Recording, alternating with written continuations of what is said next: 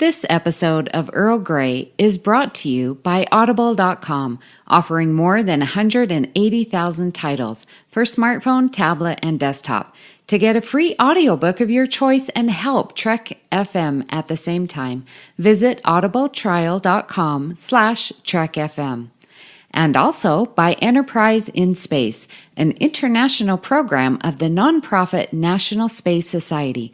Find out how you can help science and education and become a virtual crew member aboard the NSS Enterprise Orbiter by visiting enterpriseinspace.org. Hi, I'm Melinda Snodgrass, the writer of The Measure of a Man for Star Trek Next Generation, and you're listening to Trek FM.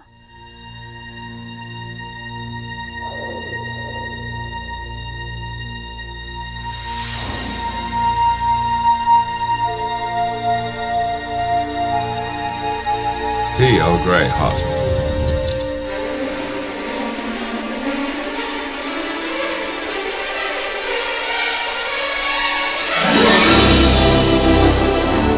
Welcome, listeners, to another cup of Earl Grey, Trek FM's dedicated podcast to the next generation. I'm your host, Amy Nelson, and joined with me today, Richard and Justin. How are you guys doing today? Fantastic. How are you? Justin? Yeah, I'm doing great. Glad to be here for a special episode. We had a cliffhanger on another show. Yes. Oh, more like we're flexing our muscle, you know what I mean? Oh, we are. TNG's taking the lead here. Well, listeners, we had some very interesting feedback from Earl Grey 218, favorite badass Picard moments. Very exciting to read all your comments, and thank you. And Justin, you want to start us off?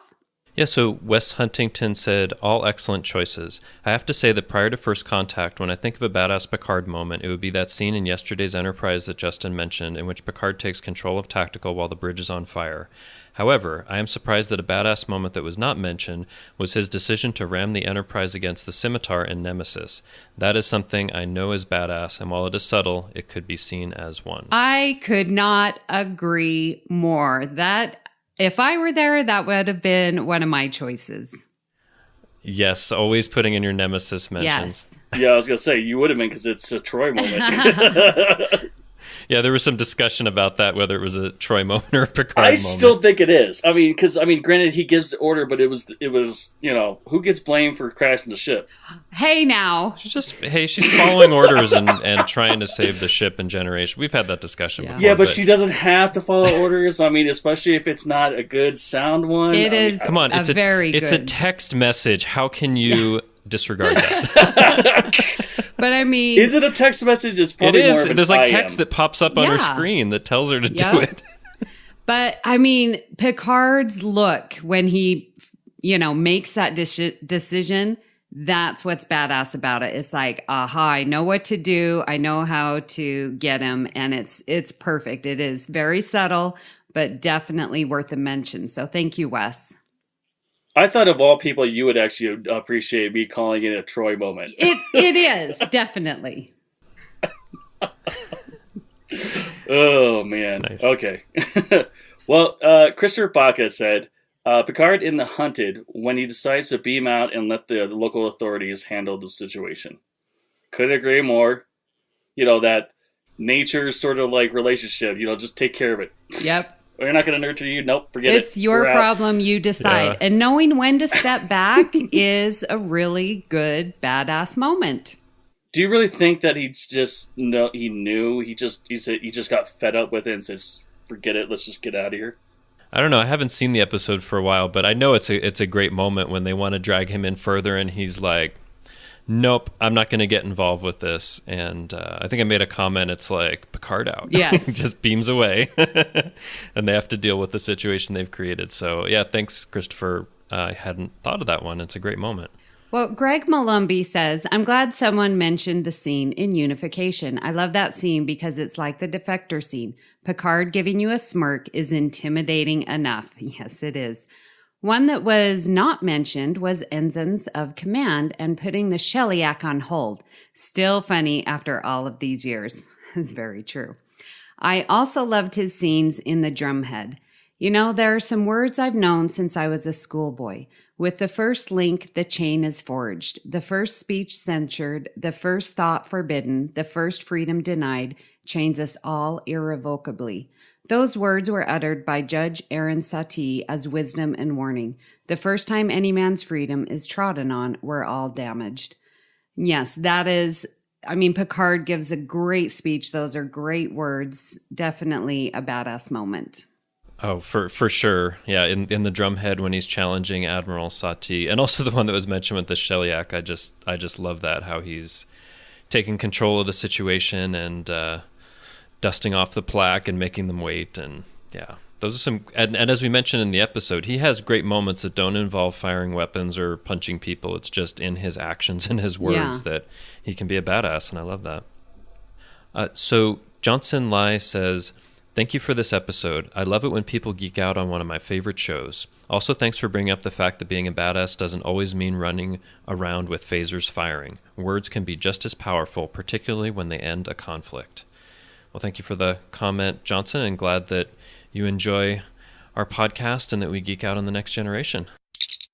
Listeners, if you haven't listened to Standard Orbit that dropped yesterday, we would strongly advise that you do that, because we are having a crossover first with the Standard Orbit, and we're finishing up our Trek Madness with Standard Orbit, obviously. So we have Ken and Zach. How are you guys doing, Ken?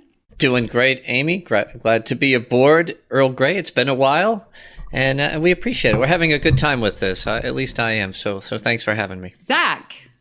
Well, you speak for yourself, Ken. I was hoping that TOS would be better in the results, but we're down 9-3. We got a lot of work to do today, so let's get down to it. But all jokes aside, this has been a lot of fun. I'm glad that we're having this chance to talk about an excuse to talk about each other's shows, because we all both love TOS and TNG. So it's a lot of fun to delve into this stuff we wouldn't otherwise get a chance to talk about on the network. Absolutely. And Zach, you're being a little humble. This was your idea, so kudos to you. It's a great idea to get us all together. We have good friendships amongst us all, so it's been really fun. Well, yeah, I had the kernel of this idea and I proposed it, but Amy, you really picked up the ball and ran with it and made a whole bracket system and rankings and all this stuff. So all credit to you for doing the legwork on it.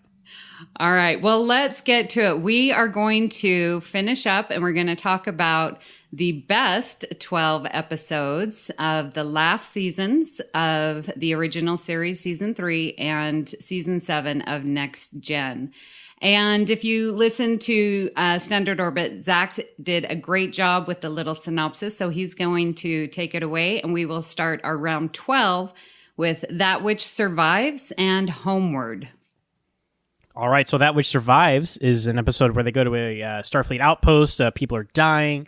They see a female alien that's coming, and whenever she touches you, bad things happen. They find out she's actually a projection, and et cetera, Haiji Sensu.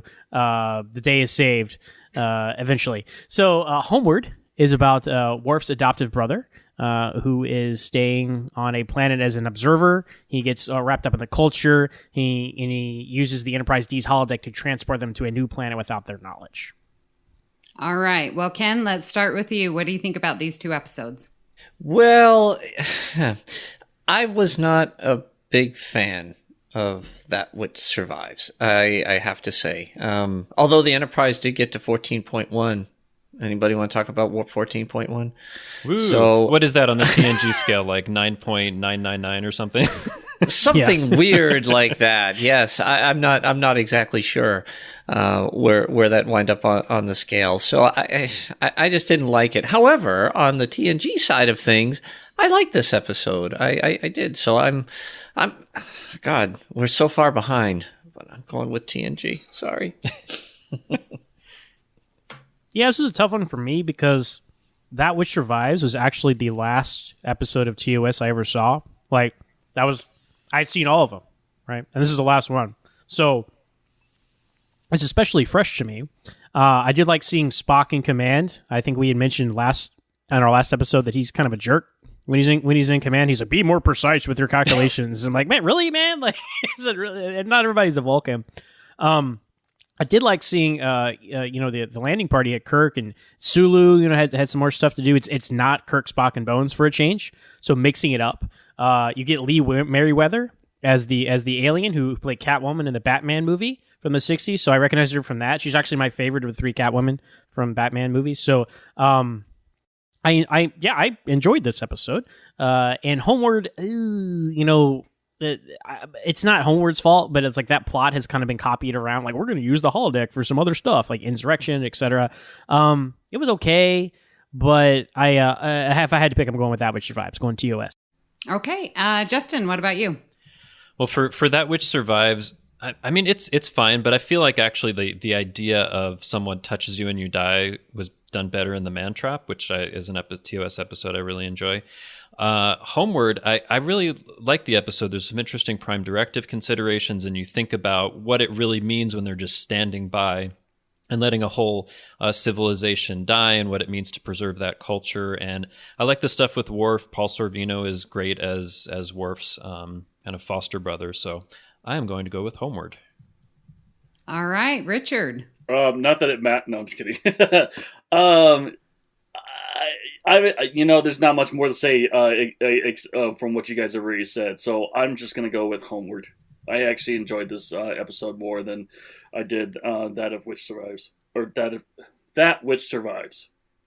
Yes, and I also like Homeward. I like seeing more Worf's character, especially not being Klingon, and so the dynamics that he has with him and his brother. So I too am going Homeward, which makes TNG taking this round. All right. Round 11, that would be Let That Be Your Last Battlefield against Journey's End.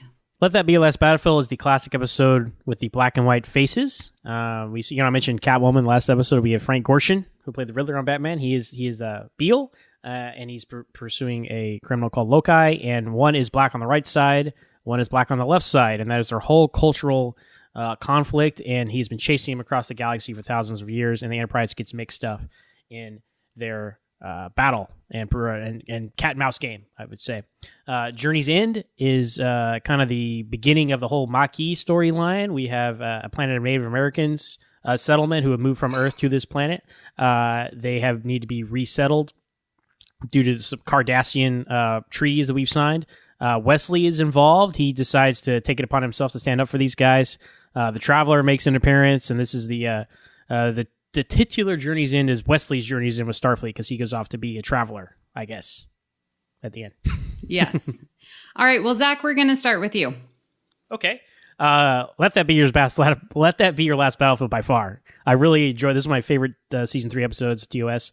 Like I said, he has some great guest stars. You see the auto destruct for the first time, and they carry that onto Star Trek 3, which everyone knows is my favorite Star Trek movie. I like people will criticize it for how simple it is and how stupid it is. They're like, well, you're just telling me that they have different colors on each side of their face, so that's stupid. But that's the point. Racism is stupid. Like, that's the whole point. And it puts them in that context, and you realize how stupid it is in real life, not just in fiction. So that's why I'm going with Let That Be Your Last Battlefield. Just as a couple words on Journey's End. Not a big fan of it. Wesley's kind of a jerk for no reason off the jump, and Picard, faced with the same situation in Insurrection, does the opposite thing. So I'm not the biggest fan of this one. All right. Justin, how about you? Well, so for Let That Be Your Last Battlefield, I mean, I do like the message. Like you were saying, Zach, racism is stupid. So, I mean, it's making it so obvious that you get the point. I like that part of it. It's also kind of cool that these guys have been chasing each other for 50,000 years. I mean, that's kind of crazy, right? I do have a few issues with it. Like, I think they spend too long with them, like, running around in the corridors. I get a little bored by that. And then at the end of the episode, it's like, they beam down, they'll work it out there. Let's just leave. I mean, so the ending doesn't work for me for that one. Journey's End, on the other hand, I really like Journey's End a lot for a couple of reasons, because it is wrapping up Wesley's arc, but it's kind of like there's something more for him than just being part of Starfleet and doing what his mother and father have done before him. I think, for the most part, the way that they're depicting Native Americans and issues of removal is pretty good. There are a few issues because his, spiritual advisor is really the Traveler and not someone who's Native American. But overall, I really enjoy Journey's End, and that's the one I'm going to go with. Okay. All right. One each. All right, Richard? I think you already know where I'm going to go with Yeah, this one. I think we all know. Yeah, whenever it's against Wesley, that's what you'll do. It's a great story. Don't get me wrong. Journey's End is a great story. It really is. And then you had to interject that stupid brat child. But yeah, I mean, it's a great story, and I actually like let that be your last battlefield. I really love that episode. And it actually, I misquoted in Standard Orbit. Wesley's stories are all at the bottom of the list, and then comes Spock's brain. So I'm going to go with let that be your last battlefield. Wow. All right. Well, first, I think both of these episodes are very pivotal. You've got your battlefield, which definitely is epic. And when people think about TOS, I think this is one that just comes to mind. I think it's very, like I said, bonk bonk on the head, but that's the purpose of it. And with Journey's End, like it's definitely has its reasons to love it too. The beginning of the Maquis story. And I like Wesley has a reason to be a jerk. He's going through major turmoil of, do I live up to the expectations of what my family has put out for me, or do I forge my own path? So this one is actually difficult, but I am going with Let That Be Your Last Battlefield. And Ken. Well, hey, thank you. First of all, it may be bonk bonk on the head when you talk about Last Battlefield, but think about the year that this was made and aired. For all the civil rights marches, for all the things that were going on in the 60s, which were very tumultuous to say the least, the end of segregation, Martin Luther King, guys, it is a lot bigger than you're making it out to be, looking at it through today's lens. Back then, it was a message people needed to see because they were getting, just like we do in today's politics, we get wrapped around the axle and being right about whatever position we're in a lot of times versus just stopping, getting the emotion down and just look at what it is. So yes, racism is stupid, but at the time, this was critical. It was something that was not being yelled from the rooftops from other television. It wasn't being touched by other television shows. So I have to put that context in there because I've heard that on Mission Log. I've heard, and it's like, guys, if you don't look at the context of when this was made and what was going on, then you're missing the point because it's not made for us today, 50 years later. It's not. Journey's End, I thought was okay. I guess for me, there's a lot of things, and it happens on the TOS side of things as well. You start a concept in a show and then things come back and it doesn't make a lot of sense, right? And continuity was getting better in TNG. And this is where I lose, what's Wesley doing in Nemesis? What happened in Insurrection? Where was the moral outcry? And I guess when I frame across that whole thing, it's a little bit different. So I'm looking at it through a larger mosaic like I am with Last Battlefield, and I have to go with Battlefield. All right. Well, TOS took that one. Very good. All right. Round 10, we have For the World is Hollow. And I Touch the Sky. Yes. Thank you. I believe that was the longest title in Star Trek history. And It is. Discovery's Lamb's Cry, The Butcher's Knife. Is that longer? That was 2 characters short of For the World is Hollow. It's still the longest. But who knows? Discovery might beat that someday. And that's going up against TNG's Force of Nature. All right, so For the World is Hollow and I Touch the Sky, McCoy discovers he has an incurable disease, and at the same time, the Enterprise discovers an asteroid that, the inhabitants of it don't realize it's an asteroid. They think it's a planet, and it's hurling towards another planet. So Kirk and Spock and McCoy have to intervene and get it off course. McCoy falls in love, gets cured, the day is saved, and they're on to their next mission. Force of Nature, they start to discover some rifts in space and discover that warp drive is actually hurting space, and they institute a warp drive speed limit, which they use for maybe 2 or 3 more episodes and then forget about. So Very good. Justin, start us off. Well, let me talk about For the World is Hollow and I Have Touched the Sky. I really like the episode. I think it's an interesting concept that they've lived inside this asteroid for thousands of years. They don't know about it. They don't know where they're going or what's happening. And Kirk, Spock, and McCoy have to figure it out. Also, I think this could be the only McCoy love story that we really see. So it's very cool for that. And I like how it works and it feels believable. And I really enjoy the episode. Force of Nature, I can appreciate the conservation message of it, but it's something that comes up so suddenly,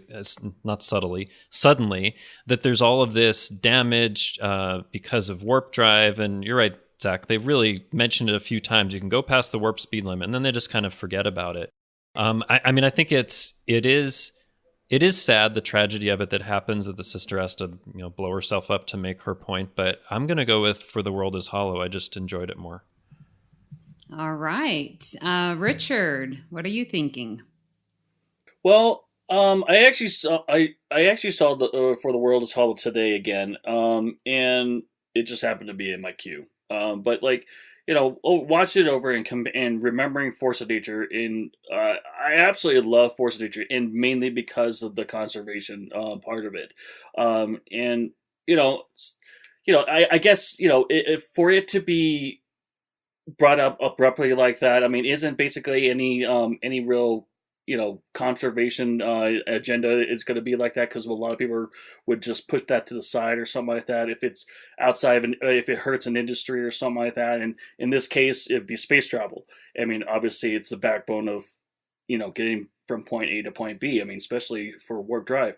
So I absolutely love this episode, mainly because of that, because our actions, in a sense, need to be regulated to preserve what we have. It's in a sense, space is an environment as well. So, Force of Nature for me.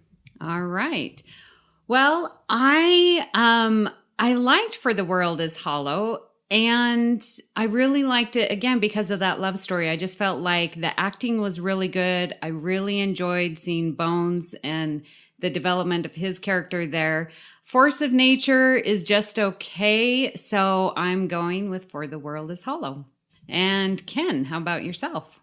Yeah, well, it's funny. I appreciate both what Justin and Richard had to say, as well as you, Amy. I think that they have two very different elements, right? In a sense, you have Force of Nature, which is kind of a TNG battlefield type thing, where you're talking about the environment and I guess the emotions that come along with that.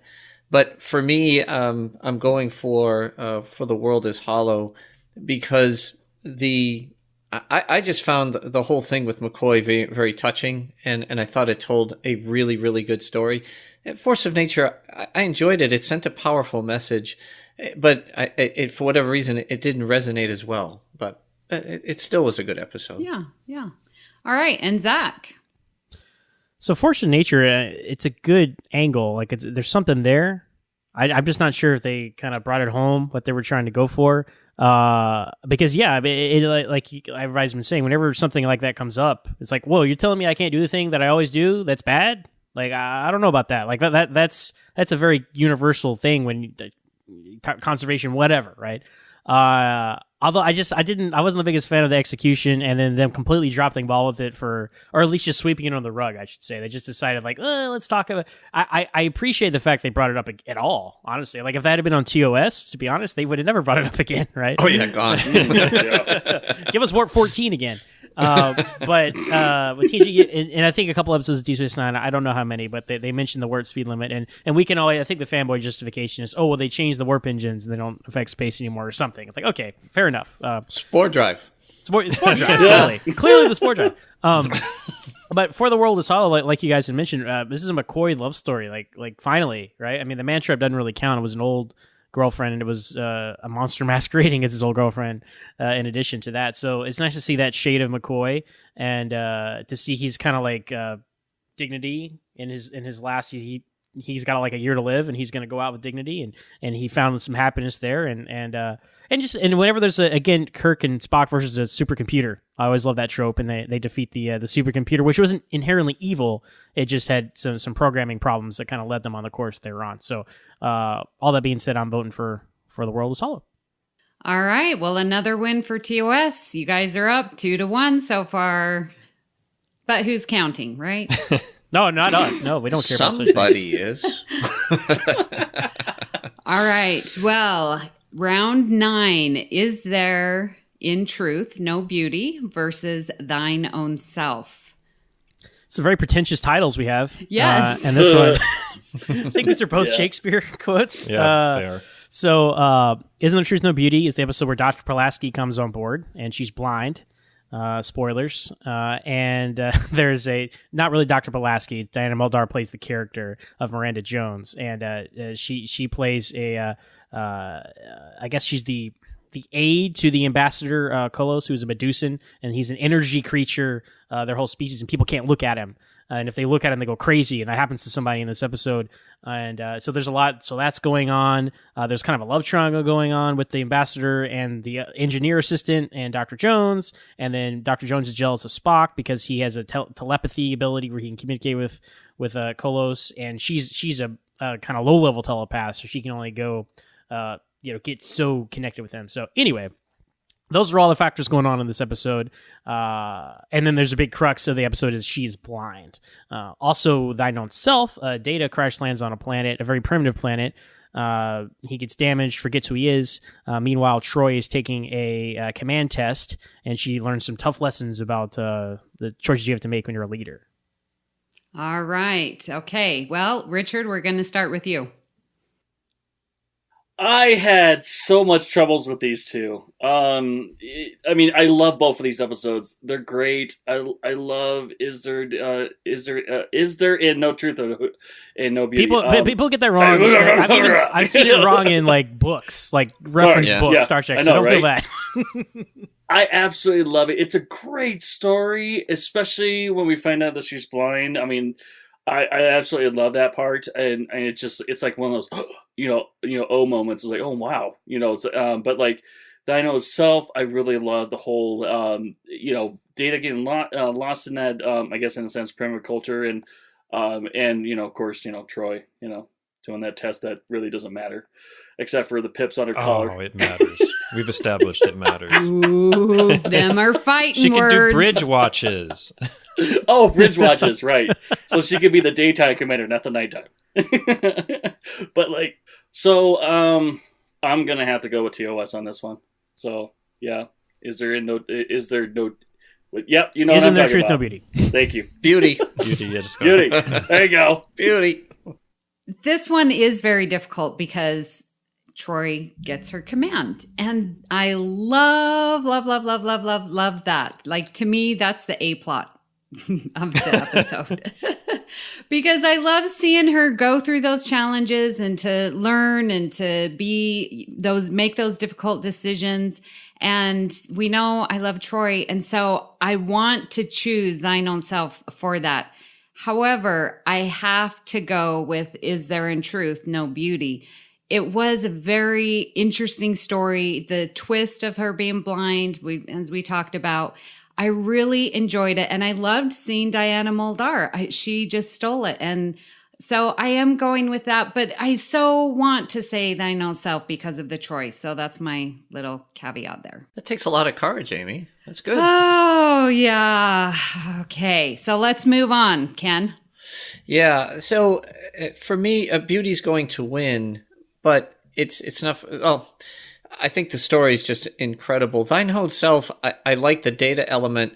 I'd love to talk to you guys someday about the whole Troy testing things, the whole test that she went through and the why, and why I have so many issues with it.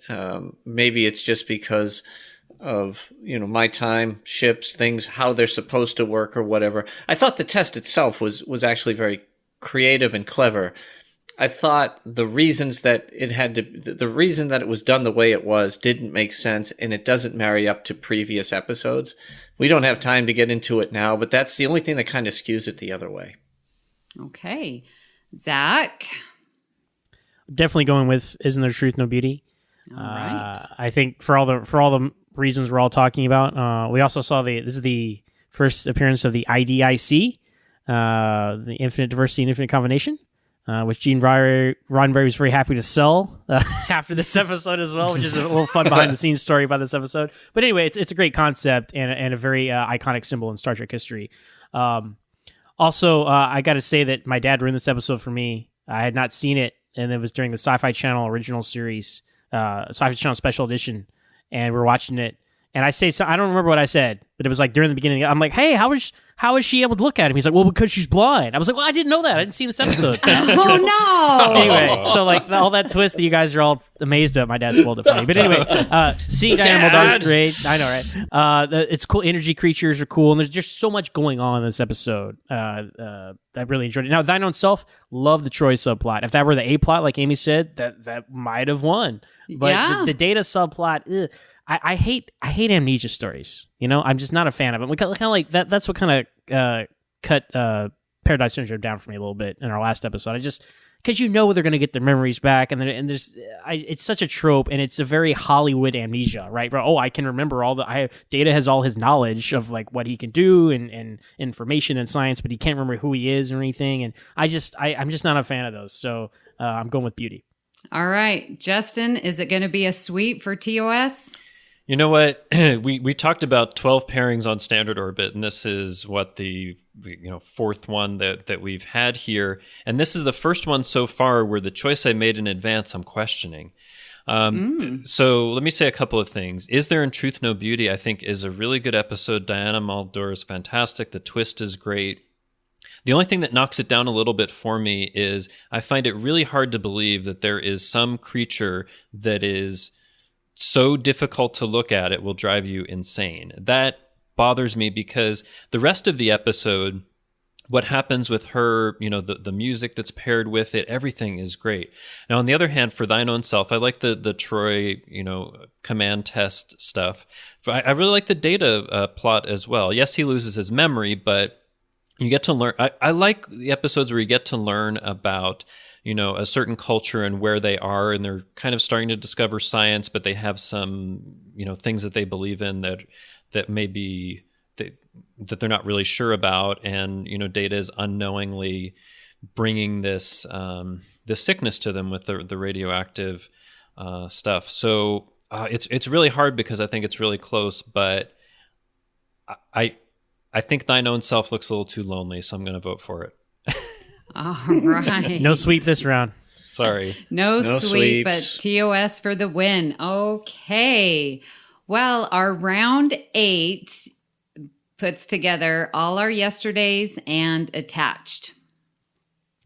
All Our Yesterdays has the, Kirk, Spock, and McCoy. Shocking. They beam down to the planet, and they go through the Atavachron, which is famous on Standard Orbit here, with Mr. Ataz and all that good stuff. They find themselves in the past of the planet Sarpedian, which has gone supernova, and they discover that the inhabitants of that planet are going back in time to preserve they're escaping into the past to escape the supernova, which is a pretty cool concept, and I've seen in other shades and other science fiction as well. So Spock reverts to a pre-logical Vulcan state, falls in love. It's kind of like his City on Engine Forever for some people, they say that. And Kirk gets stuck in like medieval Europe while McCoy and Spock are stuck in an ice age. Attached is there's a planet that is going to join the Federation. Picard and Crusher get kidnapped by a faction of this planet. When they're kidnapped, they become attached with these pieces of technology on the back of their neck, and they can hear each other's thoughts. And because there's so much, like, we've had 7 years of all this unsaid feelings and thoughts and emotions for these two characters, this is kind of their way of like kind of tying that up, or at least addressing it head on, which they hadn't done in 7 years on TNG. So that's really the crux of that episode, in addition to the whole, are this planet going to join the Federation plot or not? Yeah, well, that's right. Attached, those neurotransmitters or whatever they have. I mean, they start and it's like, oh, did you say that? I just think it's so well played. Patrick Stewart and Gates McFadden really do it. And you're right. this all the 7 years of the tension between they two. Are they, aren't they? And they've been enjoying breakfast together. And I just have to choose Attached because of that. It's, to me, I just love this. I don't know of any episode. I would still choose Attached. I really enjoy this. Ken, how about yourself? Both very good episodes, and this is a tough one. I might have to do an Amy and go with Attached as well. However, all of our yesterdays is, we use this term a lot, iconic. It is a wonderful episode, I thought, and its concept was really, really good. But like you, watching from the day it started, TNG, I still remember going to the launch party for TNG. That's right, fellows. As I rock in my rocking chair here, it seemed to me like it just. This was two pieces that it needed some explanation. It needed some closure. It just needed. It was that good, but it's by a slim margin. I'll tell you, all our if I wish we were going up against another episode, because all our yesterdays should not be undercut. It is really, really strong, but it's the emotional part of Attached that pulls me in. Right. Zach, how about yourself? I'm going to stay TOS loyal. I'm going to remain TOS. All yesterday's. It's a tough one, man. They're good. I'm going with all yesterday's though because I'm sorry when I do these summaries. Sometimes I like inject my commentary in them, so I do apologize. But I do feel like it's kind of like it's a City on the Edge Forever type for Spock. It's not that per se. Okay, it's very different, but it's the same thing. Where you're back in time. You're in a situation you didn't think you'd be in. You fall in love, and there's some good spin-off novels from this as well. I think that is elevated to me. Yes. Time for Yesterday and Yesterday's Son by A.C. Crispin are some great novels that follow up on this episode. So I'm going with that one. Also, and then the sci-fi concept of like escaping into the past, very cool. Attached, I am not the biggest Picard Crusher guy, so for an episode to be like centered on that, I'm like, So that's kind of, that kind of was the deciding factor for me. I'm not a shipper, as they say, for Picard Crusher. So I didn't even know that term until last week. Where have you been? I guess I have to watch Wars on our Babel conference to figure these things out. All over the place. You got to get hip with the lingo, Ken. So that's my vote. We're back in my day. All right, Justin. Let's see here. Okay, so for all our yesterdays, I do like the concept, escaping into the past to avoid the sun going nova. I think the Spock, Zarabeth, and McCoy story is great. Like, I'll probably take the unpopular opinion. I'm not a big fan of all our yesterdays because the part where Kirk is in like this medieval past and he's being accused of witchcraft, it just brings it down, and I don't like that part. It's like he went to the Renfest, right? Yeah, and of course he can talk through the wall to McCoy and Spock in another time period. It's kind of ridiculous. So they weren't prepared. They weren't prepared. Yeah, they weren't prepared. So that takes it down a little bit. Whereas for Attached, I mean, there's two parts to it. There's the Picard Crusher story, which I love. I mean, I love Picard and Crusher together, second only to Picard and Darren, as I've said before. The Kes Pritt story is actually kind of interesting. To see this division and all of the suspicions that are going on. So I'm going to go with Attached. Okay. Well, Richard, what do you think? Well, not that it matters, but your opinion matters. Well, I'm also gonna have to go with Attached. I absolutely love. This is actually one of the very few stories I really like with Picard and Crusher, because I mean it's just like you said, Amy. I mean they play off each other very well, and I absolutely love that. Yeah. All right, so a win for TNG. All right, for round 7, we have the Cloudminders against Descent Part 2.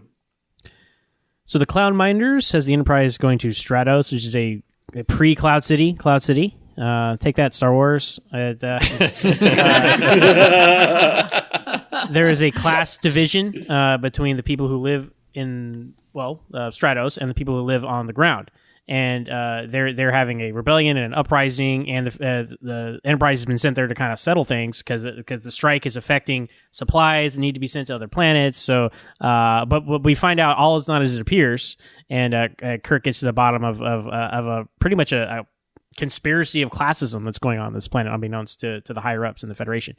Descent Part 2 is obviously the follow up to Descent Part 1. Data and Lore have joined together to lead the rogue Borg from Hughes' ship, which his individuality had caused him to go rogue from the collective. The entire Enterprise crew is beamed down to this planet to look for Data. It leaves Beverly in command, which leads to some cool stuff with her and the Enterprise in the new Borg ship design, which is pretty cool. It's the only time we see that. And that we get a resolution to the Lore subplot that was gone on. Again, season 7 tying up these ends. Lore was introduced in season 1, had a couple of appearances, and this is the last time we see him on TNG. Okay, Ken, let's start with you. Okay, tough one. For me anyway.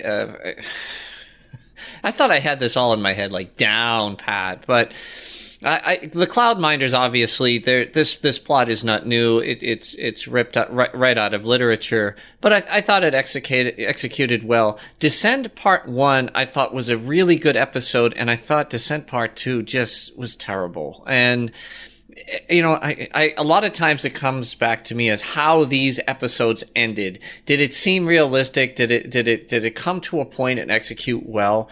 I know we figure out what happens to Lore, but the whole coming through the tunnels and all this stuff and all this technology, it's like, oh my God, this was so simplistic. So I think I was angry at Descent Part 2 because I thought it had the makings of something really special. And again, which happens a lot on Star Trek, I will say holistically, is they wrap things up in a bun so quick. It's just, oh, come on, that was just ridiculous. And it wasn't true to form. So I'll go with the Cloud Minders. All right. Zach, what about you? I'm also going to go with the Cloud Minders. I feel like this episode had something to say. I love the resolution at the end where Kirk basically traps the two leaders in this cave. He's like, well, we're going to talk about it or we're going to die here, so figure it out. Cowboy diplomacy, right? So, Descent Part 2, I'm 100% aligned with Ken. I don't necessarily hate it, but it was disappointing. I mean, I remember this is, I was watching Star Trek Live at this point. This is actually one of the first cliffhangers that I remember. And Descent Part 1 was like, oh man, it's Lore and the Borg. This is going to be so cool. And you get to the second part and it's like, it was fine, but it's more about like, oh, look, they're torturing Geordi and they're trapped in a cell and we're going to use technobabble to interfere with what Lore's transmitting to Data. And it was a letdown. For what was a great setup in Descent Part 1. So I'm going with Cloud Minders for those reasons. Okay, TOS staying true to their form. Justin? Well, I'm going to agree with some of the things that Ken and Zach have said. Descent Part 2 is kind of a letdown. And I've always had a problem with the character of Lore because he's a little too one-dimensional for me. It is cool that Beverly's in command and to see Hugh, but yeah, it is kind of a letdown. The Cloud Minders, the first time that I saw it, I really didn't get the episode, but I got a chance to rewatch it because Amy, you and I were on the Ready Room talking about it last year, Ready Room 214 with Zachary Fruhling, and there's so much that's going on. There's great issues related to class and warfare and conflict and the evolution of a civilization and all of that. So I came to a much greater appreciation of it, and I think it's a really good episode. So I'm going to vote for the Cloud Minders. Okay, Richard. I'm going to go with a near sweep. We're getting there, but I think it's going to be the Cloud Minders for me too. Because I also, like Zach, remember seeing Descent Part 2 live as a kid, and it wasn't the best. But everything that was obviously you guys have already mentioned. The Cloud Minders did it for me. So yeah. All right. Well, yep, this will be a sweep. Have to go with the Cloud Minders. I was on that episode with the Ready Room, as Justin mentioned. And there was just so many morals that I got from it. And staying true to form, got to throw in some math involved. From the clouds, they show an aerial shot and they have this river and that's a fractal. So I have to love it for that. But I just found so many good stories in the Cloud Minders. The morals and what they were trying to talk about. And yeah, you say it's been done before and so many times, but I think they did it very well. And in Descent Part 2, I thought it was just a fine story. It was fun, but it just didn't grab me like the Cloudminder. So that is a sweep, the first sweep for TOS. All right. Woo! Okay. So we're getting, man, TOS, you guys are coming up on us now.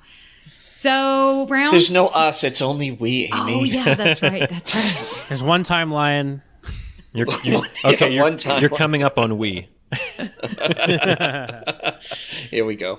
Okay, round 6. We're getting up to the top 5, getting close. We have Wink of an Eye and Preemptive Strike. Wink of an Eye. It's the episode where Voyager goes to a planet which... It would have Wait been. a minute. I don't know I knew you this were going to one. do that. I had a feeling. It would have been if they had named it that. They were thinking naming Yes. the Voyager episode. Wink of They an were Eye. almost going to name it that. And somebody said, no, that's already been an episode name. No, but Wink of an Eye, the Enterprise goes to a planet where there's a species that lives at an accelerated rate. And so Kirk gets pulled into this rate by one of the aliens. And it's interesting just because, everybody else is moving at normal speed. So Kirk and this I forget her name. I'm sorry, but and this alien is moving at super speed. So you get some cool time delay kind of stuff, and it gets you thinking about like what all could happen in a moment and stuff like that. That's kind of the whole hook of that episode. Literally, all these things happening in a wink of an eye. Preemptive Strike. We have the final episode of Ro. Ensign Ro, now Lieutenant Ro, has come back. She gets sent on a covert mission to infiltrate. It is the Maquis at this point. It is the Maquis, yeah. It is, yeah. Yeah, and this sets up a lot of what goes down the line in Deep Space Nine and Voyager, and she ends up joining them and walking away from Starfleet, which disappoints Riker and Picard very much so, and it's a very bittersweet end to her character. Great to see her again, but you hate but you understand why she does it, but you hate to see her character arc in that way on TNG. All right, Zach. Tell us me? Okay. which your Well, pick. Again, my synopsis kind of drifted into my takes Yes. here, so I apologize. But yeah, I'm going with Preemptive Strike. That's a great episode. It's the penultimate episode of TNG, so it's a great setup for the end there. Ensign Ro was a great character, a great addition. My only complaint about Ensign Ro was we didn't see her more. I wish Michelle Forbes would have wanted to be a full-time character, but when we did see her, she was always great. And I think that was a very bold move to have her, join the bad guys, so to speak. Even though the Maquis, you understood where they were coming from, they were still a terrorist organization. So to have her walk away from Starfleet, because she started out like a bad seed, with everybody in the Enterprise. They didn't like her there. She had gained their trust and friendship and found a home there. And Picard had been like a father figure. And even then, she still turns away from that after having earned their trust. So it's like a double hit to lose her. Wink of an Eye, kind of it's a cool concept, but beyond that, there's really not much to the episode, which I'm struggling with my synopsis because it's like, oh, cool, they're moving fast, but beyond that, there's really not much to it. Okay. Justin. Yeah, I think listeners know that I love Ro as a character. I love Preemptive Strike as an episode. And I think you're right, Zach. It was a bold choice to say she's going to go join the Maquis, and that's all there is to it. And I think there was a lot of complexity and nuance to the episode. It felt almost like something you'd see on Deep Space Nine. So I love that episode a lot. For Wink of an Eye, it is a cool concept, although I think they struggle in the episode with how much time would have really passed with the people at the regular speed. Absolutely, yeah. So it's a little weird that way, but I'm definitely going with Preemptive Strike. Okay. Richard. Yeah, I'm gonna have to go with Preemptive Strike too. I mean, because I really like A Wink of an Eye. It's a really great episode, but I think Voyager did it better. But like, it was a great send off for Ro, and yeah, that's what I chose. Okay. Well, we know that I'm not a fan of Ro. You're not a fan of, let's get this straight, you're not a fan of the Ro that's lost her memory that sleeps with Riker. Otherwise, That's true. We've established. We don't know that that's what they did. They just kissed. I mean, We know. Yeah. We know. No, I What kind of podcast are you running? yeah. And we were talking about Journey's End earlier, so we have actually 2 episodes where the choice is to leave Starfleet. So it's yeah, interesting with that going through this list. Anyways, I really liked Wink of an Eye. Really. So I'm going to go with that. I thought the concept was great, and how, the little buzzing, oh, I hear this, insect. And then, I was hook, line, sinker for it. I really enjoyed Wink of an Eye. So I'm going with that. Look at you, Amy. I know. Not that TOS has a shot here, but I looking at it as objectively as I can.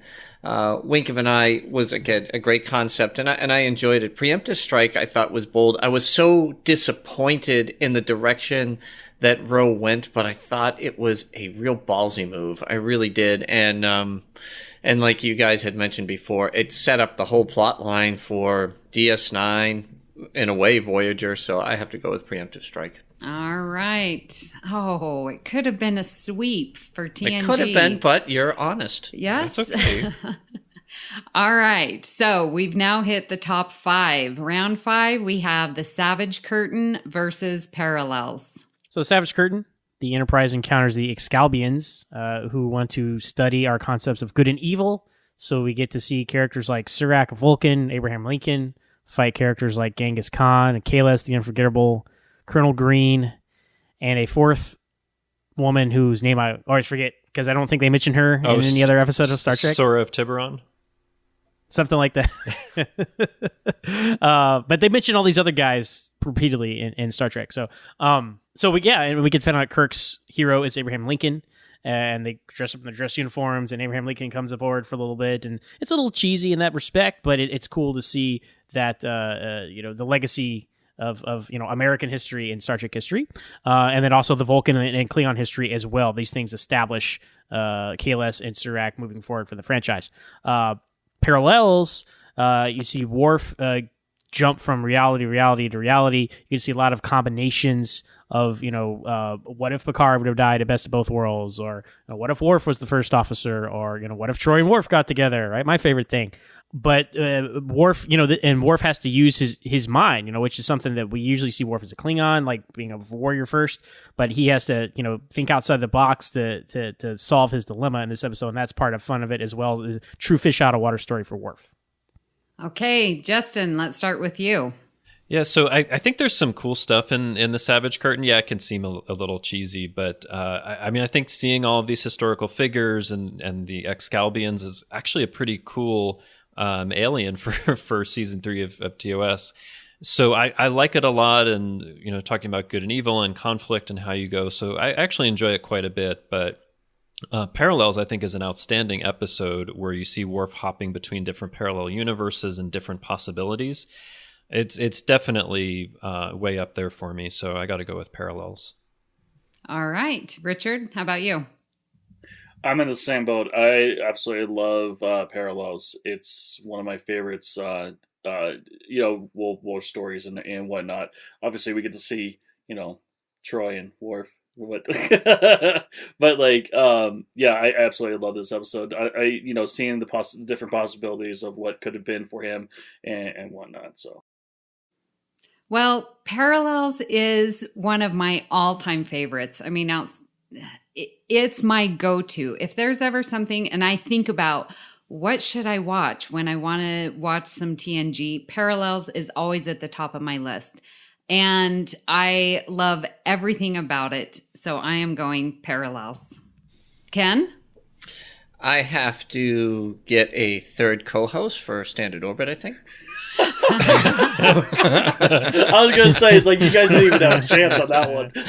But hey, listen, this is a tough one. I can understand when you have such love and appreciation for an episode, like you guys have been mentioning for Parallels. I do like Parallels, even though it goes across timelines and stuff and drives me crazy. But for the same reason I chose Preemptive, I'm choosing Savage Curtain, because so many fundamental things in Star Trek from this episode launch into TNG, launch into what is the Klingon culture, what is Vulcan, who Kirk really is. And when I heard you guys say it's cheesy, it wasn't cheesy. It wasn't. It was it was appropriate, and maybe it's execution in 1960s or whatever, but they did everything right, and I thought it was really well done.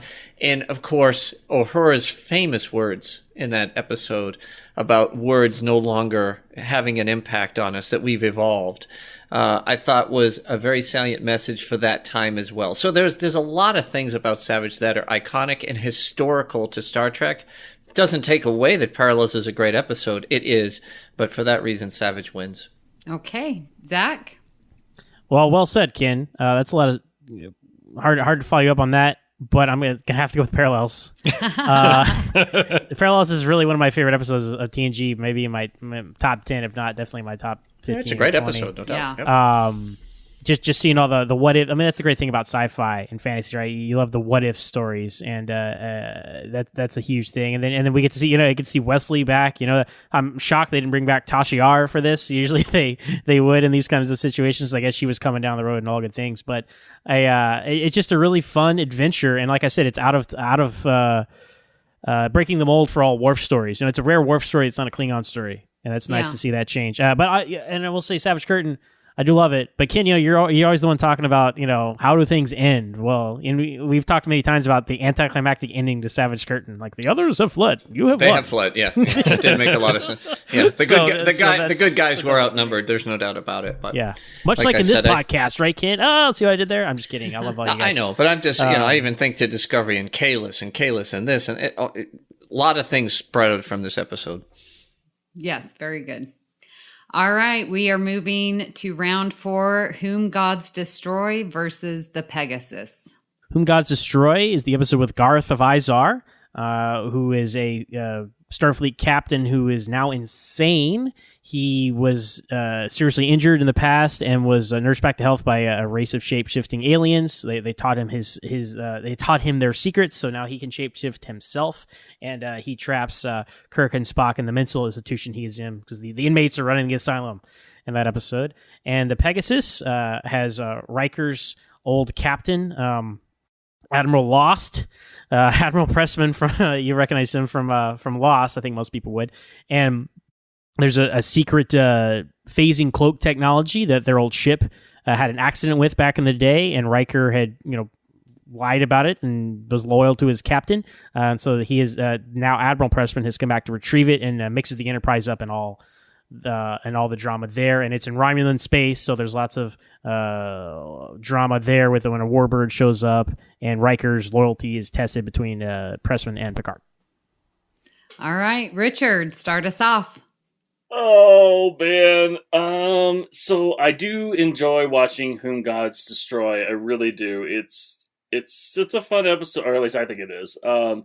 But I mean, unfortunately, the Pegasus outbeats it quite a bit. Because I love the whole that there's this whole darkness to the Federation that we see that they're doing, in a sense, illegal. They're not previous to the whole everyone else is doing illegal technology, and they're doing some of their own. And also, I love that it gets the foundation of Captain Picard days. So, yeah, I absolutely love that. Yes. Absolutely love it. It's so cute on all the drawings and everything. It's great. But, but not mostly because of that, but because the conflict that Riker has. We'll do a Richard Marquez day for you if that'll cheer you up. It would cheer me up. Okay. Yes. Well, I am also going to go with the Pegasus. I just think the test that Picard and Riker have to go through, and you guys talked about it on the Picard badass moments, like don't cross Picard, and he gives Riker that look like, well, I hope that you're going to make the right choice, and that whole dimension between them. And then we get the backstory with Riker and his command before serving on the Enterprise. I like the hide and seek with the Romulans. I really enjoy Romulan episodes, and I just have to go with the Pegasus on this one. Ken, how about yourself? Yeah, I would agree with you guys. I think Whom Gods Destroy again is another foundational episode for all of Star Trek because of what it covers. It even talks, It goes back to the Klingon War, which kind of sprouted this Discovery series. Fleet Captain Garth, all of that. All of it was good. It was a good episode. I really enjoyed it. But Pegasus was just that much better. It told a really, really good story. I think that it highlights a lot of the things that a lot of us, when we look at especially TNG, that the Federation as it was set up could never survive. In yesterday's Enterprise, it kind of alludes to that with the kind of things that they've set up. So there's people in the background that see it that are trying to do something that is completely illegal to try to keep the Federation safe and one step ahead. And that whole storyline to me captures me. It really does. So I really enjoyed Pegasus. All right, Zach? This is a real tough one because Whom Gods Destroy is actually one of my favorite episodes of season 3. Very enjoyable. Garth is a great guest star and villain. You get to see another Orion. You get to see an Andorian. You get to see a lot of aliens you don't usually get to see on the original series because they were few and far between. But you got to go with the Pegasus, right? I mean, it's a brilliant episode. It's not established on screen, but I think in most fans' headcanon that Admiral Preston was probably Section 31.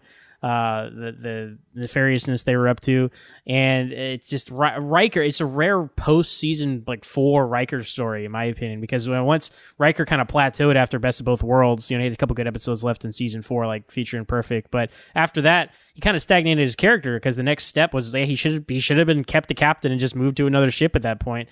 So it's good to see some Riker stories because.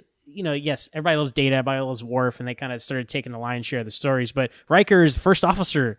He had a lot of focus in the early years, and he kind of drifted away from that. So this is like the last great Riker story to close out the show. And I think everybody loves the Pegasus, especially the writers and executive producers of Enterprise, right, guys? Yes, that's right. All right, Justin, we're going to have a sweep. Well, let me say this, just a few things about Whom Gods Destroy. I think Garth is an interesting character. One of the things, I like all the aliens, and one of the things I also like is that Garth wears a blue boot and a green boot, which shows that he's mentally unstable, but they never zoom in on it or point it up. So I love the subtlety to little details like that. But overall, I think there's parts of it that are over the top, and it's extremely hard for me to watch him blow up Marta. That's just extremely disturbing. It's evil, yeah.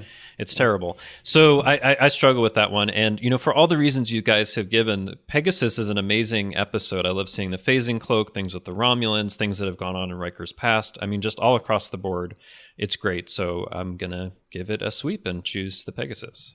All right. That's great. Very excited to see that. Okay. Okay, so we are to round number 3, the Enterprise incident versus Gambit. The Enterprise incident sees Kirk going crazy and taking the Enterprise into the neutral zone. They get captured by Romulans, who are now using a Klingon-designed ship. Spock ends up having a romantic connection to the Romulan commander of the fleet of ships there. As the episode unfolds, it's discovered that it's all a ruse. That Kirk and Spock were acting, in secret from the crew, so there would be no, plausible deniability on the point of Starfleet to steal a cloaking device because the Romulans have a new updated cloaking device that Starfleet wants to get its hands on. And they do. And Scotty is a miracle worker and gets it plugged in about 15 minutes to Starfleet technology, which is truly amazing. Gambit is a 2-parter that shows Picard undercover as Galen, the name of his old archaeology professor and friend, looking for a very powerful artifact that Saavik... No, it's not Saavik. It's Robin Curtis, though, is also looking for. Again, Picard, it starts out with an investigation that Picard is apparently killed, but then the Riker does find him on the alien ship. He had faked his death to get closer to the story on this. And it's a fun adventure with Picard kind of playing a role for most of the episode. Him and Riker are put at odds. Data takes command of the ship. Him and Worf are put at odds. Lots of conflict on that front. Okay. Zach, start us off. Oh, you got to go with the Enterprise incident. That's one of the best episodes of Star Trek, period. And it's iconic. Like Kim was saying, with Savage Curtain, right? There's a lot of things established in this episode that carry on forward to Star Trek moving forward, like Romulan Klingon alliances. Romulan Commander is an excellent character. To see a woman captain, which is the first we'd seen in TOS at that point, a very powerful alien captain. All the scenes with her and Spock are great. Kirk going over the top and crazy. It's an act, so it's great there. And just like a Mission Impossible take on Star Trek. Gambit. I don't think it needed to be a two-parter. They probably could have condensed it into one. So I think that kind of hurts the overall story where it's stretched out a little too thin. All right, Justin, how about yourself?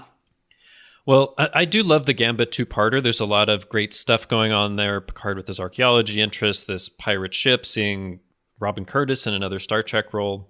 It's excellent, and I really enjoy it. However, the Enterprise incident is one of my favorite episodes in all of Star Trek. I think it's an amazing Romulan story. The Romulan commander is amazing. Just like the whole feeling of the episode, I think it just hits everything it needs to. So I'm going to go with the Enterprise incident. Okay, Richard, yourself? Wow. All right. The Enterprise incident seems to be very popular. I was actually going to choose the Enterprise incident, but I changed it to Gambit, mostly because I do love seeing that story of him, in a sense, not really going for his dream, but it's what he wants to do. Especially for Picard. So, yeah, there we go. Yeah, this one is difficult because I know Gambit. I really, really enjoy it. But you're right. Having it be a two-parter probably could have done better as one. But when I watched the Enterprise incident, I was engaged the whole time. I really enjoyed it. And I know, especially for being TOS, like I was just so surprised at how good it was. So I'm going with the Enterprise incident. Ken? I'm with you, Amy, and everybody but Richard on this one. The Enterprise incident it's one of the best Star Trek episodes ever. Gambit was okay. I thought it was a mid-level episode. I enjoyed it, the two-parter. I did enjoy it, but Enterprise incident by leaps and bounds. Very good. Okay, we've got round 2, Tholian Web and Lower Decks. Ooh. All right. Tholian Web sees the Enterprise find its sister ship, the Defiant, in interphasic space. Kirk gets trapped over there, becomes interphasic himself. Meanwhile, they're in Tholian space, who are crystalline aliens who spin a web of energy around the Enterprise, and they have to save Kirk and escape the titular Tholian Web. Lower Decks is about the non-main characters, the non-senior staff of TNG. We can see it's a different kind of point of view episode from, what if you were just that guy sitting next to Data on the bridge while all this stuff was going on in the conference room, and there's a conflict with spies and Bajorans, Cardassians, and there's a lot of intrigue there. And again, it's more intriguing because you were not part of the story. You have to keep guessing, like the main characters of this particular episode are throughout the story. All right, Justin. Yeah, it's interesting because before I did this rewatch, I probably would have made a different choice. But so for Tholian Web, I love the episode. I think there's a lot of great stuff that's going on. It's very interesting, although some of the Kirk stuff is a bit over the top. But I think it's a great episode, and it, of course, made possible the Enterprise Mirror Universe episode and some of the stuff in the Discovery Mirror Universe. So I think it's a really good episode. Now for Lower Decks, I've actually struggled with it a bit before. I know that lots of people love the episode, but I've struggled a bit with the performances. But somehow this time around, I got it, and I really understood like all the performances and everything they were going for. So now I really appreciate and think it's one of the best. So I'm going to go with Lower Decks. All right, Richard. Aye, sir. Yeah, I absolutely love Tholian Web, but then again, I also do love Lower Decks. So choosing between these two was extremely difficult, and I'm gonna have to go with Tholian Web. Oh, yeah. Okay. Interesting. You haven't done that in a while, buddy. I know, right? Right? Zigzag. Zigzag. Well, Tholian Web, I recently watched twice, because I fell asleep. I didn't quite get it, I guess. I don't know. And I really enjoy Lower Decks, so I'm going with Lower Decks. I do apologize. Why? Ken? I don't think you need to apologize. Yeah, I think opinions. Yeah. Anyway, so tough one for me. Tholian Web again. Because it's I think, Amy, it's a really solid episode that not only is it part of Discovery, it's part of Amira Darkly. It's all over Star Trek, right? There's this whole interphasic space, the Defiant, even the name, and the Tholians. However, Lower Decks is a really good episode, and I wish they could have done a lot more with it. I think it's Star Trek's greatest flaw, is that you have a ship with 1,000 people and 9. Right. And it's always bothered me. And I'm glad they did an episode on it. I thought they did okay with it. It wasn't great, but they did okay with it. So I keep going back and forth. But for me, I think Tholian just edges it out because of its impact on Star Trek. Lower Decks, great concept. Damn, I wish they had gone further with it. And we're playing more in that realm, even in Discovery. All right, Zach, so you are the tiebreaker here. Oh, man, I haven't been a tiebreaker. By the way, Amy, I like the way you've been rotating it this time. I was doing the snake kind of back and forth like a draft. You're doing it where, different rotations. So now I'm in this precarious position. So thank you. Yes, you're welcome. Oh, man, this is really tough. I was going to say this was probably this and for definitely this episode, this is the toughest choice I've had to make. And you're all looking at me like I have to make a choice now. It's tough. Oh, my gosh. Oh, I got it. You know what? I got to go with the iconography and the history. I got to go with Tholian Web. Oh. Because, and look at where that's happened. Like we said, Enterprise, Discovery, we're still pulling back to that episode. The Defiant, right? They named the Defiant. Ronald D. Moore, being a fan of TOS, named the Defiant of Deep Space Nine after the Defiant in this episode. So it's just so much mythology spun off this episode. I love Lower Decks, though. Like, that is a great, the point of view was a very clever conceit. I wish like Ken said, I wish we'd seen more of that. It'd be great to find out what they could have milked TNG could have ran another 7 years if they took more different approaches like this, and just see, hey, okay, we need a Patrick Stewart cameo next week, but other than that, we're good, something like that. See the other characters of the ship really flesh it out. But that is a really, really, really tough one. But Tholian Web, I hear. All right, well, we are down to round one, the best episodes of the last season of TOS and TNG. Just listeners, if you're keeping score, but we aren't, TOS has 6, right? And TNG has 5. So it all comes down to this. We have Day of the Dove versus All Good Things. Day of the Dove sees the Enterprise rescuing a Klingon crew from whose ship exploded. They beam them aboard the Enterprise, and a energy being who thrives off conflict pits them and conflict against each other throughout the whole episode, and they figure that out and realize that they have to work together with a positive, the power of positive thinking. They're able to defeat the energy being, and All Good Things is, of course, the series finale of The Next Generation. Picard is jumping back and forth through 3 time periods to save humanity from a problem he himself caused by jumping back and forth through the 3 time periods. Okay. Paradox. Richard, we are going to start with you. You have to make a decision. Oh, man. Okay, so I haven't seen Day of the Dove in a very long time, so I watched it today. And I couldn't You watched a lot of episodes today, Richard. What's that? Yeah, I know. No. There's only 4 episodes I've watched today. Only 4. Just four. I couldn't believe how much I loved it. I've seen All Good Things God knows how many times. But, it's just, I was like, well, watching Day of the Dove, I'm like, oh my gosh, this is a great episode. So I'm going to have to go outside my show. I'm sorry, guys. I'm going with Day of the Dove. New co-host, applicants apply. Email me. Hey, Ken, I hear you got an opening. Richard, you and I will have to switch. Oh, my I'm heart. Sorry. I'm not even lying to you. I was like, wow. I love that episode. Wow. My heart is pounding. Richard. I didn't see that one coming. No. Oh, wow. gosh. Wow. Talk about zigzag. Gosh. Yeah. Wow. Sheesh. Okay, seriously. Calm down, Amy. Calm down. Okay, Day of the Dove is really good. I was surprised at how good it was, and the interesting and the, again, controlling your emotions and not letting anger take over and having that win out the day is all good stuff. But all good things, come on. That is, in my opinion, the best episode of Star Trek ever. It's even better than the movies. And I love my Nemesis in First Contact. I'll agree it's better than Nemesis. All Good Things is cinematic. It completely wraps up all of the 7 years in the best way possible. It's time travel. It's character development. It's so good.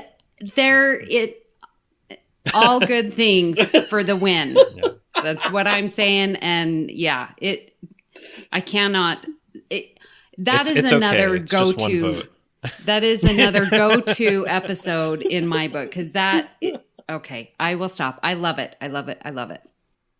Ken, which one do you like? Amy, everything you just said about All Good Things is true. It may be my favorite episode across all Star Trek. I love it that much. I think it's. I remember the first time seeing it when the series ended and being completely blown away. And then probably that's why I hate Generations so much, because if they could have done a tenth of what they did in All Good Things, Generations would have been a decent movie, but exactly. They didn't pull it off. And as much as I like Day of the Dove, it's a great episode. I think it's again, there's a lot of great action in it. It's an interesting concept, an alien that feeds off fear and things like that. It's kind of Justice League-like with the bad guys.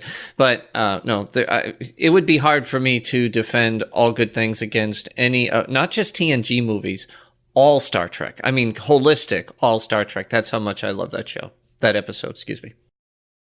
All right, Zach. Not the biggest fan of Day of the Dove. I like Kang as a character, and I like the message of the episode. But other than that, I mean, fighting with swords and stuff like that, I was like, I don't know. It just didn't connect with me as much as some of the other Klingon episodes had for TOS. So definitely All Good Things. Everything you guys, I mean, All Good Things is right up there with Sailing on Forever when people talk about it, in the Pale Moonlight, right? These are in the upper echelon of the best Star Trek episodes of all time. And, yeah, I mean, it's a great way to put a bow on 7 years of adventures with the Next Generation. So that's my vote. Justin? Yeah, I was actually surprised that in Trek Ranks, Day of the Dove was number 1 for TOS season 3. I was shocked. I was like, okay, that should be the Enterprise incident with Tholian Web. But setting that aside, I enjoy the Day of the Dove. It's an interesting episode. I think it's pretty great that they end up just laughing at the end, Klingon and human together. The back slaps, yeah. Yeah. But it's nowhere near All Good Things for me. All Good Things, for all the reasons you guys have said, is amazing. One of the best in all of Star Trek. So that's definitely where my vote goes. Oh, so I'm going to be the one on my own. Oh, I see how it is, guys. Yeah. So, dude, what are you thinking? Day of the Dove over All Good Things? Okay. I mean, I really liked it. I mean, to be quite honest, I mean, I think it's because of the main reason why. If I were to rank it against All Good Things, I've seen All Good Things so many times that it's honestly that's not All Good Things' fault. Okay, but I mean, yeah. It's gotten boring. You should talk to me. with Jim Morehouse about Day of the Dove, because obviously he loves it too. Yeah. Well, that was fun. Awesome. So that ends our crossover with Standard Orbit and TNG. Just again, we're not counting, but here we had the original series take 6 wins and TNG take 6 wins. So very fun doing this. Very happy to have you guys on. Great idea, Zach. Final thoughts, Zach? No, it's just a lot of fun. Like we said at the end of our last episode, this is basically just a framework for us to talk some TNG and for y'all to talk some TOS, and just it's just fun to get everybody's take, because everybody's coming at it from everything from everybody's coming at it from a different place. So it's fun to go back and forth and see what particular thing about what particular episode kind of elevates it among others for whatever particular person. So looking at the last when shows end, season 3 TOS, season 7 of TNG. Running out of steam for different reasons on each show, but interesting to compare them both, and I had a lot of fun talking about it with y'all over these last 2 episodes. Yeah. Ken? And I love all of Star Trek, so all that being said, it's all good, right? It's all good things. You're stepping on my mic time, buddy. What's up with that? Oh, you never do that on Standard Orbit. Thank God. Hey, guys. Thanks so much for having us on Earl Grey, especially me. I love being able to step out of the Standard Orbit box and talk about other things, particularly TNG, because it's a wonderful series. You guys do a wonderful job, I think, as great ambassadors for the show. And I really enjoyed this exercise. It was a lot of fun. I'm glad to see it was a little bit more balanced than it was on Standard Orbit, but the way these were matched up was quite unique. But thank you, and I hope people. I'm just going to say, you can find Zach and I on Standard Orbit. You can find me on the Babel Conference. I look forward to your comments on both. And again, Justin, Richard, Amy, from the bottom of my heart, thank you. Well, thank you. Thank you. All right. Well, Justin, what are your final thoughts? Yeah, I mean, it was really interesting doing this. Maybe not everybody did this, but I went and rewatched most of these episodes, probably 40 out of the 50. And it was an interesting experience because I had more of an appreciation for TOS Season 3, more of an appreciation for certain episodes in Season 7. And I changed my assessment of some and how I would have felt about them before. So it was great. I really loved doing it and, running down all our opinions for those seasons. It was quite interesting. But I do have to say, overall, I still enjoyed TNG Season 7 more. There you go. All right, Richard? I watched a good portion of these movies, episodes.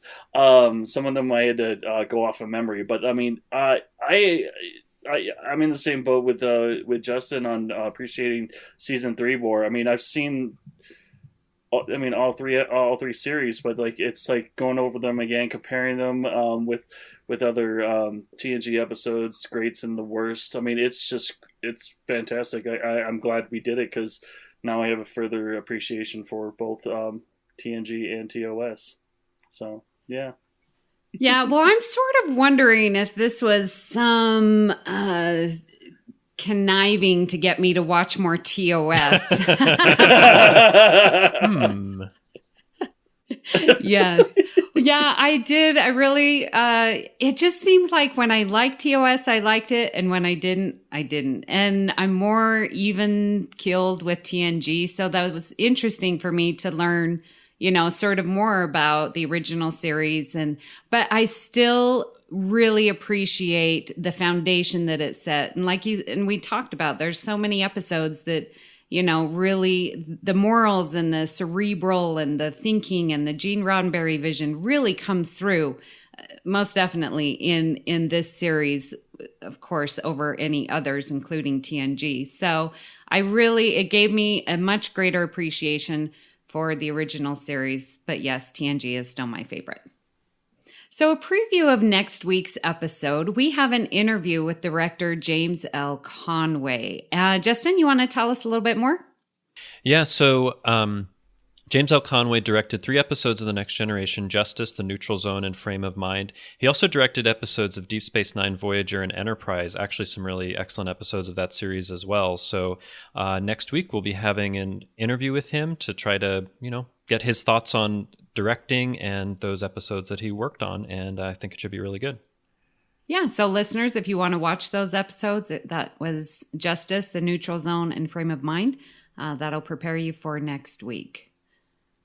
Well, it's been fun talking about the best 12 episodes of TOS Season 3 and TNG Season 7, but that isn't the only thing we've been talking about here on the network. Here's what you might have missed elsewhere on Trek FM. Previously on Trek.fm, The Ready Room.